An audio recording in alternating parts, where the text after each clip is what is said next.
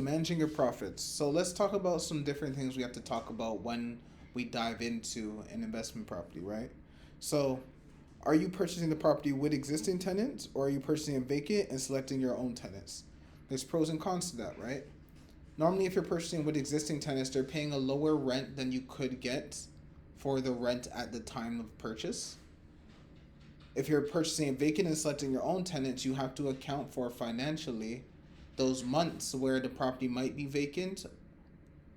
Also, if you're going to get a company to help you find a tenant, that's extra income or extra cash to the side to pay that company when they do place a tenant.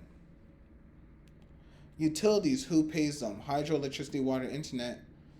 Are you paying them and then they're paying you back? Are you just paying them? You're saying it's all inclusive? Are they just paying them and everything's under their name? If it's 2 units, is it going to be a 50-50 split? Do you have it separately metered already? Are you going to do a 70-30 split? Upstairs to basement, a 60-40 split?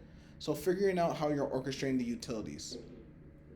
Maintenance. The average Canadian home spender spends 1% of the value of their home on upkeep per year. What we did was we made sure in those last sheets that we had that broken down to about 5% of the rental income per month for repairs, 5% for improvements.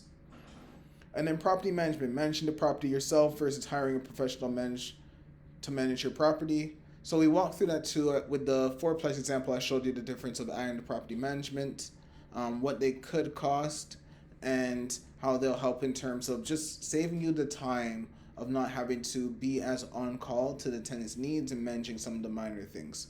So it's really up to you, but depending on your profit margins, if you have space for it, and if you do, sometimes it is preferred, right?